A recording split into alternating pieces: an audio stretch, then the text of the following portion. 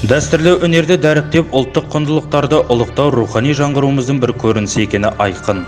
Жастайынан дала салтын бойына сіңіріп, дәстүрлі өнерді дарытып өскен Нұртас Ахатұлы өнер десе ереңдеп тұратыны шынайы, саф өнердің жанашыры. Қазақтың ұлттық өнеріне бейжай қарамайтын, өзгеше көзқарасы Нұртас Ахатұлына көптеген музыкалық жобалардың дүниеге келуіне себепкер болды. Колледжімізде тікелей Нұртас Ахатұлының қолдауымен ер мұғалімдерден Наркескен атты ерлер хоры құрылды. Наркескен хоры 2012 жылы облыс көлемінде үлкен шығармашылық есепті концертін беріп, халықтың ықыласына бөлінген болатын.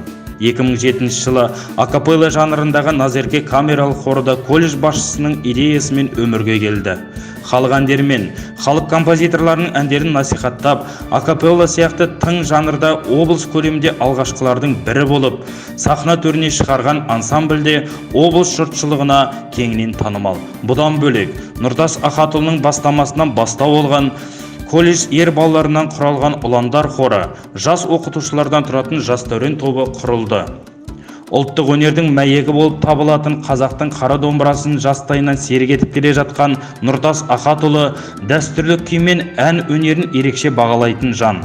Кешегі Біржан Сал, Ақан Сері, Үкілі Ыбырай сынды алыптардың ізін жалғастырып, дәстүрлі ән өнерін болашақ ұрпақтың санасына сіңіріп, дәріптеу мақсатында дәстүрлі әнге бейім студенттердің басын біріктіріп, этно-нео стиліндегі көксеңгір күйшілер ансамблі мен дәстүрлі ән орындаушылардың сахнада жарқырап өнер көрсетулеріне тікелей қолдау көрсеткен өнер қолдаушысы.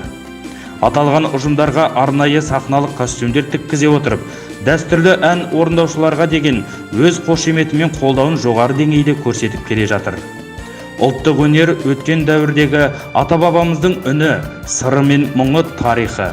Ұлттық өнердің заманауи бағыттағы жаңарып жаңғыруына өзіндік үлесін қосқан жанашырлық танытып келе жатқан Нұртас Ахатұлының бойынан табылатын ұлттық болмыс пен парасатты тағылым кейінгі жас ұрпаққа үлгі бола қала бермек.